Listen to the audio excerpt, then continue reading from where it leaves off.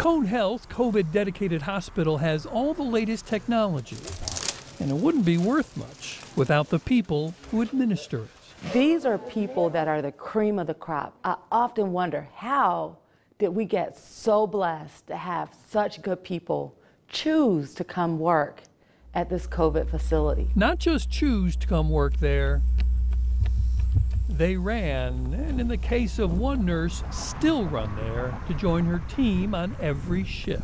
They don't say you're crazy. Some do, absolutely, absolutely, and I may have said I was crazy back a while ago, I don't know. Although her name is Lovely, life hasn't always been. When she was just 14, her mother died of breast cancer. So I was the oldest girl in the family. There were 6 kids under me, so I kind of naturally went into that care provider role for my mom too. Lovely was just a child herself, really, but she grew up quickly. She had to, because there were things that she simply couldn't run away from. My mom found out she had breast cancer, and then a week later she found out she was pregnant with him.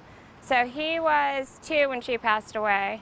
That's my heart child. The road and a good pair of running shoes are her solace, because after she dealt with her mother's death, there was more tragedy around the next corner. 4 months ago, I had a niece who took her life. You've seen way too much tragedy for a young lady your age.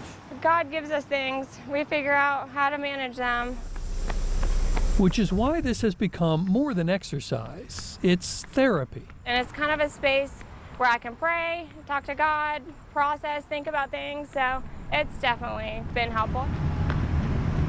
She's beginning to rub off on her teammates. Between the Code Blues and Code Reds, Lovely helped create Code Green, where she and her co-workers take a moment in the middle of the shift to get some exercise. Just wakes people up and makes us all feel like a part of something. And when your life and work have seen far too much death, being part of a lovely life is worth running to.